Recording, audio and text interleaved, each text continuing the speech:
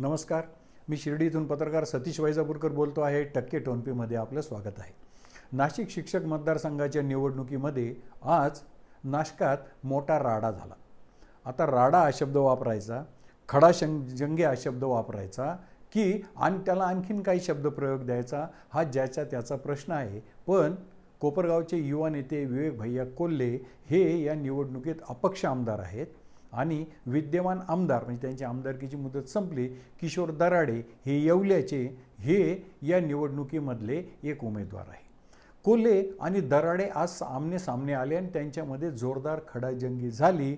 खडाजंगीचा कारण असं होतं की किशोर दराडे नावाच्या एका अपक्ष उमेदवारांनी अर्ज आज भरला आणि अर्ज भरून आल्यानंतर त्याच्यामध्ये आणि माजी आमदार दराडेंमध्ये वादावादी सुरू असतानाच विवेक कोल्हे तिथे आले आणि त्यातून या खडाजंगीचं रूपांतर राड्यामध्ये झालं आणि दोन्ही बाजूंनी एकमेकावर आरोप प्रत्यारोप झाले असे तिथे उपस्थित असलेल्या पत्रकारांनी मला सांगितलं. आता खरं म्हणजे किशोर दराडे या नावाने जो अपक्ष उमेदवार आहे त्यांनी अर्ज जर भरला तर मग एवढी चिंता करण्याचं कारण नाही. याचं कारण या मतदारसंघाचे सगळे उमेदवार हे शिक्षक आहे, सुजाण मतदार आहे. मग या नाम सामर्थ्यामुळे काय होईल? पण निवडणुकीमध्ये कुठलीच रिस्क घ्यायची नसते. असे सारखे नावं असलेले उमेदवार कुणाच्या तरी पराभवाला कारण ठरू शकतात. अशी बरीच उदाहरणं लोकशाहीमध्ये आपल्या घडली आहेत. नगर जिल्ह्यातल्या श्रीरामपूरचे एक फायर ब्रँड माजी आमदार भानुदास मुरकुटे त्यावेळेस ऐन भरात होते. ते निवडणुकीला उभे राहिले आणि त्यांच्याच विरुद्ध विरोधकांनी म्हणजे माजी आमदार जयंतराव ससानींनी मुरकुटेंच्याच भावकीतला यांचं नाव होतं, मुरकुटे साहेबांचं नाव आहे भानुदास काशीनाथ मुरकुटे, त्यांच्या विरुद्ध त्यावेळेचे जे उमेदवार होते जयंतराव ससाने यांनी भानुदास एकनाथ मुरकुटे नावाचा उमेदवार उभा केला. त्याचा परिणाम असा झाला, त्याला फार मतं पडली नाहीत त्या उमेदवारांना. त्यांना मतं पडली म्हणजे भानुदास एकनाथ मुरकुटे जे होते त्यांना मतं पडली 570 आणि अवघ्या 600 मतांनी या निवडणुकीत मुरकुटे साहेबांचा पराभव झाला. पोस्टल मतामध्ये व्यवस्थित कागदपत्राची जुळवणी नसल्यामुळे बरीचशी पोस्टल मतं बाद झाली. या निवडणुकीमध्ये बाद मतांची संख्या फार मोठी होती, पण केवळ सारखी नावं असल्यामुळे मुरकुटे साहेब या निवडणुकीत पराभूत झाले. त्यामुळं नामसांधर्म्य हा सुद्धा एक निवडणुकीच्या दृष्टीने अत्यंत जोखमीचा विषय असतो. म्हणून किशोर दराडे नावाचा उमेदवार अपक्ष त्याने उमेदवारी दाखल करताच दराडेंच्या गोटामध्ये खळबळ उडाली आणि त्यातून हा राडा झाला. आता ज्या नाशिक जिल्ह्यामध्ये किंवा ज्या नाशिक शहरात हा राडा झाला त्या नाशिक जिल्ह्यातला दिंडोरी हा लोकसभा मतदारसंघ. आता असं म्हटलं जातं की आपल्या भारतीय लोकशाहीच्या निवडणुकीमध्ये चिन्ह का दिली जातात तर लोकांना उमेदवाराची नावं वाचता येत नाही. निरक्षर मतदारांसाठी ही चिन्ह दिली जातात. मग निरक्षर मतदारांची संख्या इतकी मोठी नाही जितक्या मोठ्या प्रमाणावर या चिन्हांमुळे गोंधळ उडतो. आता नाशकामध्येच काय झालं बघा. दिंडोरी लोकसभा मतदारसंघामध्येचं उदाहरण ताजं आहे. त्यांनी एक विक्रम केला. बाबू भगरे सर म्हणजे सरही लावून घेतलं नाव. ते उमेदवार होते इयत्ता 3री शिकलेले असं सांगितलं जातं. हे बाबू भगरे यांना चिन्ह मिळालं पिपाणीचं.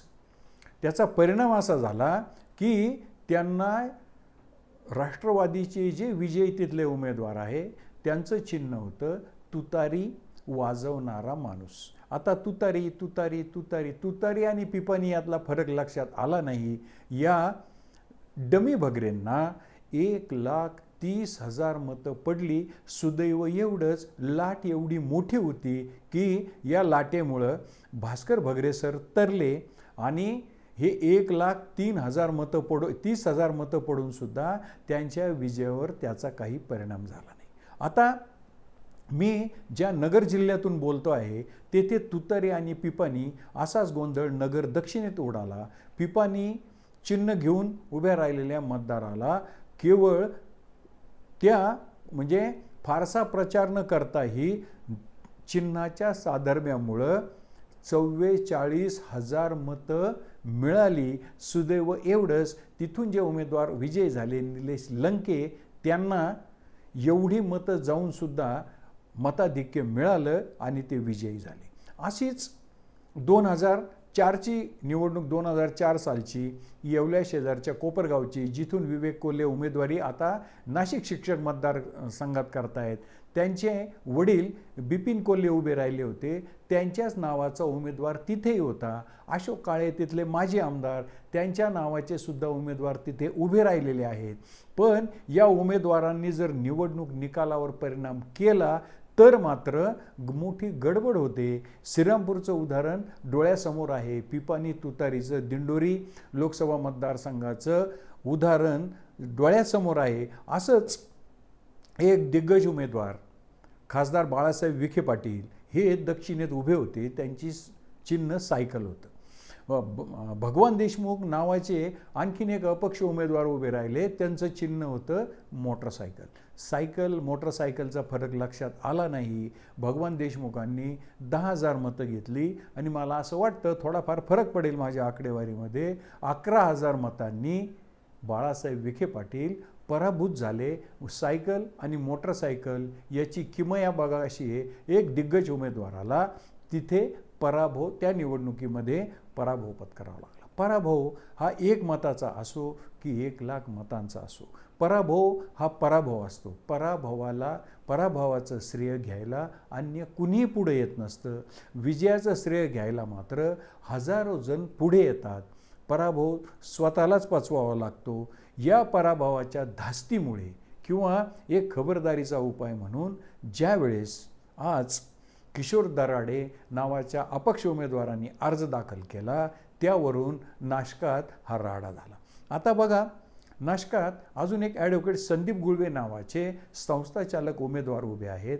मला तिथल्या पत्रकारांनी सांगितलं की या निवडणुकीमध्ये त्यांच्या नावाशी सांदर्भ असलेले 2-3 गुळवे आहेत. विवेक कोल्हे यांचं आडनाव कोल्हे आहे. कोल्हे आडनावाचे सुद्धा काही उमेदवार आहेत. आज त्यात किशोर दराडे नावाच्या अपक्ष उमेदवाराची भर पडली. त्याने अर्ज दाखल केला. येत्या 22 जूनला, म्हणजे आज अर्ज भरण्याची शेवटची मुदत होती, येत्या 22 जूनला माघार आहे.